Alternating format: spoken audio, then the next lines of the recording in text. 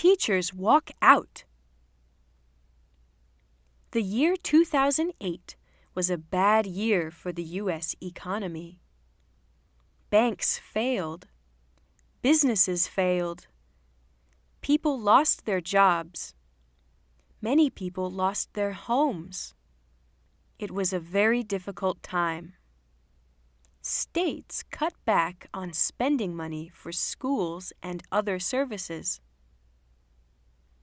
29 states have not yet returned the funding for education. Teachers in those states haven't had a pay raise in 10 years. Classes have become larger. There's no money to buy new textbooks or computers. Some teachers have to pay for supplies out of their own pockets. Some school buildings need repairs. Some heating systems are broken. Teachers and students are cold in the winter. Teachers in West Virginia were tired of these bad working conditions. They asked for a raise. They asked for money for textbooks and supplies. Their state legislators voted to give them a 1 to 2% raise. "This is not enough," said the teachers. They were angry. They decided to walk out. But teacher strikes in most states are illegal. Teachers might have to pay fines, lose their jobs, or may even go to jail for striking. On February 22, 34,000 West Virginia teachers and other school workers went on strike. Every public school in West Virginia was closed. More than 277,000 students had no classes. In West Virginia, the state government decides teachers' salaries, not the town or city. Teachers drove to the state capitol to protest. The strike was statewide. Finally, the legislators listened to them. They voted for a 5% raise for teachers. Teachers were happy with that. They went back to work. The strike had lasted 2 weeks.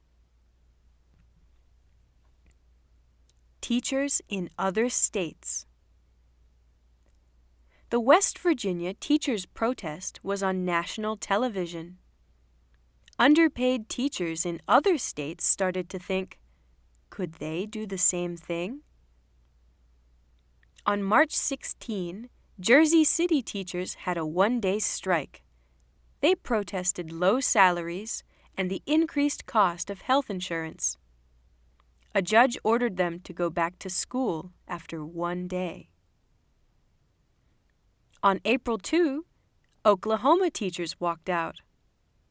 Some of the schools in Oklahoma have only enough money for 4 days a week. Teachers had not had a raise since 2008. Teachers in Oklahoma asked for a $10,000 raise. They also want funding for schools. They want other school workers to get raises too. On April 2, Kentucky teachers went on a statewide strike.